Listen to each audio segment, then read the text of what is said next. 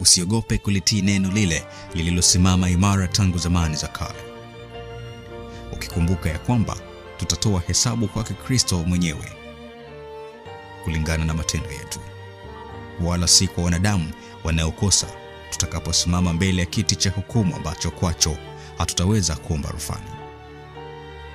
Ili mwenye kusikiliza semina hii apate baraka na kuona hakika moyoni, kama walivyopata waandaaji wa semina hii ya Mpinga Kristo Amekuja. Hili ndilo tumaini lao la kweli. Fikiri na chukua hatua.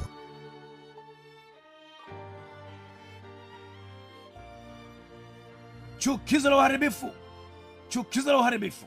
Katika semina hizi tunaendelea kumchunguza zaidi huyu mpinga Kristo, chukizo la uharibifu, na kujua matendo yake kwa njia ya ushuhuda wa neno la Mungu. Lakini kila wakati tunatiwa moyo na neno la Mungu kwamba Yesu Kristo hatamwacha huyo mpinga Kristo kuendelea milele. Haleluya! Mungu anatawala historia. Yesu atakuja hivi karibuni kumwangamiza mpinga Kristo na mfumo wake wa udanganyifu. Lakini Yesu atakapokuja kumwaga ghadhabu juu ya mpinga Kristo, wewe msikilizaji wangu utakuwa wapi? Je, utakuwa upande wa Yesu Kristo au utakuwa upande wa mpinga Kristo? Semina hii ni kwa ajili ya kukusaidia umchague Yesu upate kuokolewa. Mchague Yesu leo, naye atakupokea. Paka hapo kuna mtu ameshtuka, anasema sasa tumemaliza ile miaka 490. Sasa mbona ile miaka 2300 kwenye mstari wetu ule mrefu wa kwanza kwenye karatasi yangu, mbona miaka imebaki inaning'inia? Mbona imebaki? Usiwe na wasiwasi. Sasa tumalizie kwa hiyo miaka 2300. Mwanzo wa miaka 2300 unafahamika tayari, tumekwisha kusema, yani mwaka ule ule ambao miaka 490 inaanza. Kwa hiyo jukumu letu sasa ni kuhesabu miaka 2300 kuanzia mwaka wa 457 kabla ya Kristo kwenda kulia. Hapo pana kazi.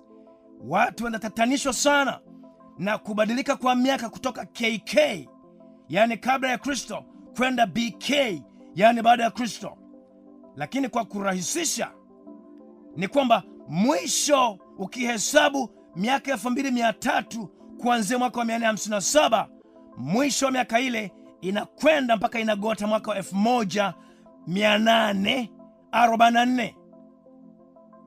Mwaka 1844, yani ukihesabu miaka 2300 kuanzia ilipotolewa amri ya kujenga mji wa Yerusalemu, ambayo ilitolewa na Artashasta mwaka wa 457 kabla ya Kristo, miaka hiyo 2300 itakupeleka mpaka mwaka 1844. Sasa andika pale mwisho wa mstari wako ule mrefu, andika pale mwaka 1844. Watu wanashtuka, mbona ni juzi tu hapa? Ndiyo, ni juzi ndio. Hiyo ikuonyesha ya kwamba Mungu anatawala historia ya dunia. Haleluya! Kuna tukio gani lililotokea katika mwaka 1844? Kwa bahati nzuri Biblia imetaja tukio lenyewe. Danieli 8 fungu la 14. Danieli 8:14. Akamwambia, hata nyakati za jioni na asubuhi 2300 ndipo patakatifu patakapotakaswa. Kwa hiyo tunaona kwamba mwisho wa miaka 2300 patakatifu au hekalu lingetakaswa. Patakatifu au hekalu lingetakaswa. Patakatifu au hekalu ni mahali ambapo wana wa Israeli walifanya ibada zao za makafara ya wanyama kwa ajili ya kusamehewa dhambi zao, kama ambavyo Mungu alikuwa amewaelekeza. Huduma hizo zilifanyika daima au kila siku kulikuwa na huduma zinaendelea katika patakatifu au hekalu kwa ajili ya huduma ya kusamehe dhambi ambazo wana wa Israeli walikuwa wakifanya. Wanyama wengi walipoteza maisha yao kwa ajili ya dhambi za wanadamu. Walichinjwa ili damu ya hawa wanyama itumike kama ondoleo la dhambi. Wanyama wale walisimama, damu ya wanyama wale ilisimama badala ya damu ya Yesu Kristo ambaye angekufa msalabani kwa ajili ya wokovu wako na wangu. Lakini pia katika hekalu lile kulikuwa na huduma ambayo ilikuwa inafanyika mara moja tu kwa mwaka. Ukiondoa huduma hizi ambazo zilikuwa zinafanyika kila siku, kulikuwa pia na huduma maalum iliyofanyika mara moja kwa mwaka, ambayo ilikuwa ni siku maalum ya kutakasa hekalu kutokana na uchafu wa madhambi ya watu yaliyokuwa yameendelea kuwekwa katika lile hekalu kwa mwaka mzima. Hekalu lilihitaji kutakaswa na kulifanyika ibada maalum ambayo ingeondoa dhambi zote kutoka katika hekalu na kutupwa mbali na watu wana wa Israeli, na hivyo hekalu kutakasika, halafu na wana wa Israeli kuwa wametakasika kabisa katika mwaka ule mzima. Huduma hii ilikuwa ni kubwa na nzito, na wana wa Israeli walitakiwa kuwa makini na kuhakikisha ya kwamba madhambi yao yote yametubiwa, ili utakasaji wa hekalu utakapofanyika asiendelee kuwepo mtu mmoja mwenye dhambi katikati yao, maana adhabu yake ilikuwa ni kifo kwa mtu aliyeendelea na dhambi. Kila mtu alijipeleleza asije akapoteza maisha yake kwa kubaki na dhambi. Siku hiyo ya huduma hiyo ya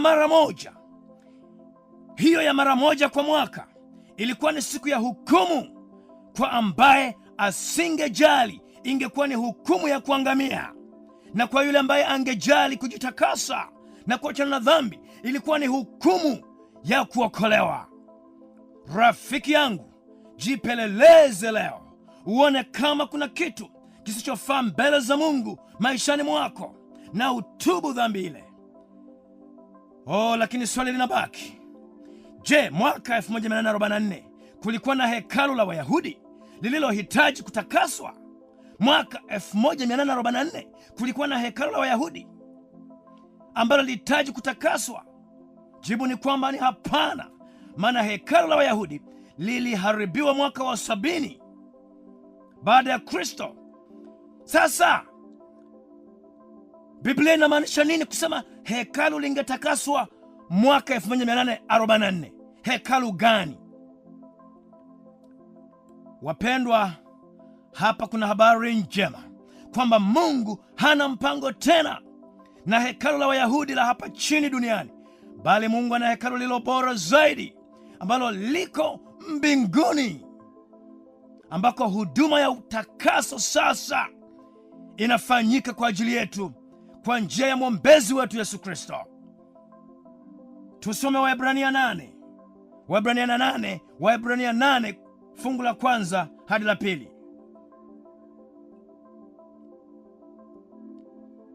Waebrania 8:1 hadi 2.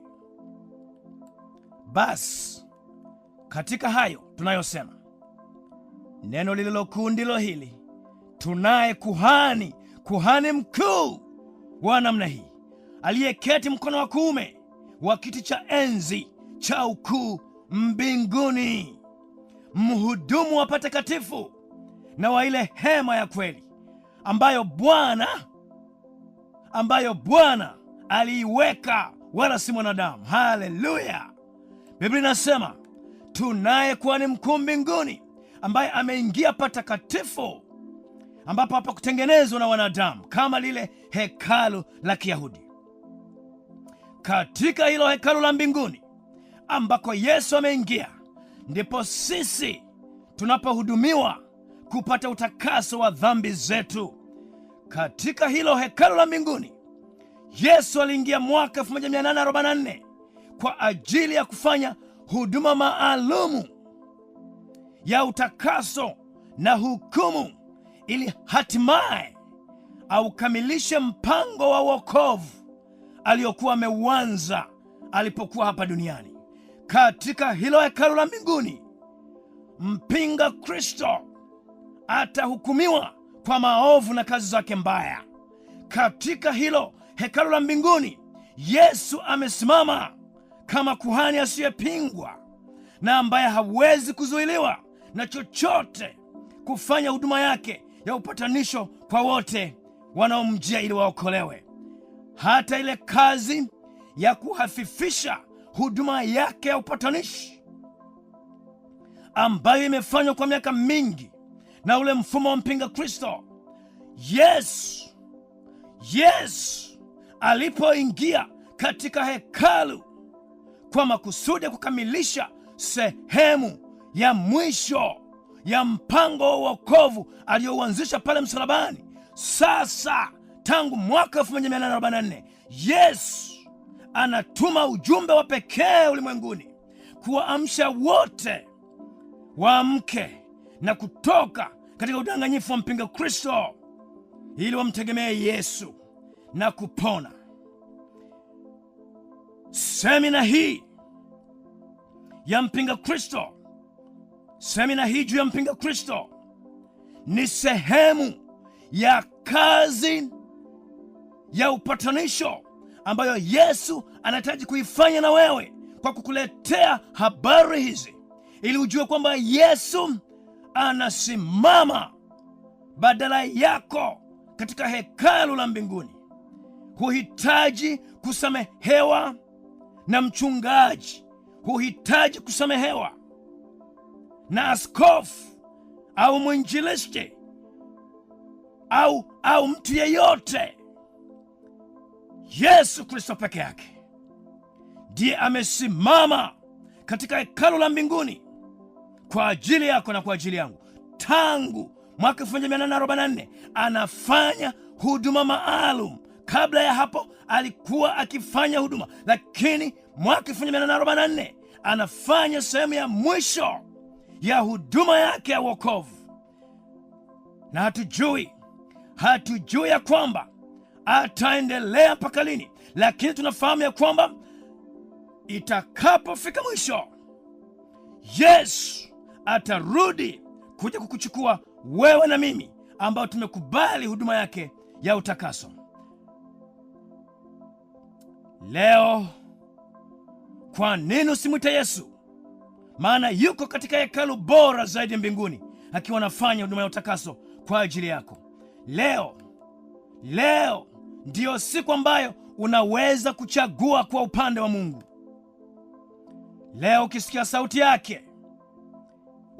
sauti yake Yesu, usifanye moyo wako kuwa mgumu. Usiendelee kukawia. Fanya uamuzi leo, maana Yesu anasimama mbinguni katika patakatifu pa mbinguni kwa ajili yako. Rafiki zangu, unabii wa siku au miaka 490 na unabii wa miaka 2300 ni unabii wa ushindi wa Kristo Yesu juu ya mpinga Kristo, ya kwamba Yesu amezaliwa ulimwenguni, amebatizwa, amehubiri injili iletayo uzima, na akafa msalabani ili kuthibitisha wokovu wetu sisi wenye dhambi. Na sasa Yesu yuko mbinguni akishughulikia matokeo ya dhabihu yake aliyoifanya pale msalabani. Wewe leo unapomchagua Yesu, unatoka upande wa mpinzani ambaye anafanya kazi ya kuhafifisha huduma yake ya upatanisho, na sasa unamtambua Yesu na kumheshimu Yesu kama Bwana na Mwokozi wa maisha yako. Unabii huu wa miaka 490 na miaka 2300 ni unabii kwa ajili ya wokovu wako. Mungu anatawala historia ya dunia. Jitoe kwake leo, jitoe kwake Yesu leo. Nasi kama kanisa tutafanya mpango ubatizwe na uendelee kukulia wokovu wako popote pale ulipo. Kama uko Arusha au uko Msoma au uko Dar es Salaam, Tanga au mahali popote ulimwenguni, tujulishe unapofanya maamuzi makubwa kwa ajili ya Yesu leo. Tupe taarifa, tushirikishe ili tufurahi pamoja nawe kwa ajili ya kuokolewa kwako, na tutakupatia msaada zaidi ili uweze kuendelea kukua na kubatizwa na kupata huduma ya kiroho mahali popote utakapokuwa. Rafiki zangu, sasa nadhani kwa leo tuishie mahali hapa. Unabii huu umekuwa ni mbaraka mkubwa katika maisha yangu na maisha ya watu wengi ulimwenguni. Unabii huu umewapa watu matumaini ya kwamba hata mpinga Kristo afanyeje, Yesu ndiye mshindi hatimaye. Hebu tuombe sasa tunapofunga somo la leo. Baba, katika jina la Yesu, tunaendelea kugundua mambo ya ajabu katika neno lako. Baba, utusamehe makosa yetu. Asante Yesu kwa sababu uko patakatifu mbinguni, umesimama badala yetu. Si mchungaji, wala sio kasisi, wala sio askofu, wala si lolote, wala si yeyote, bali wewe mwenyewe Yesu umesimama. Asante. Endelea kutuongoza na kutupa nafasi ya kusikiliza semina hii mpaka mwisho. Tunaomba kwa jina la Bwana wetu Yesu. Amina.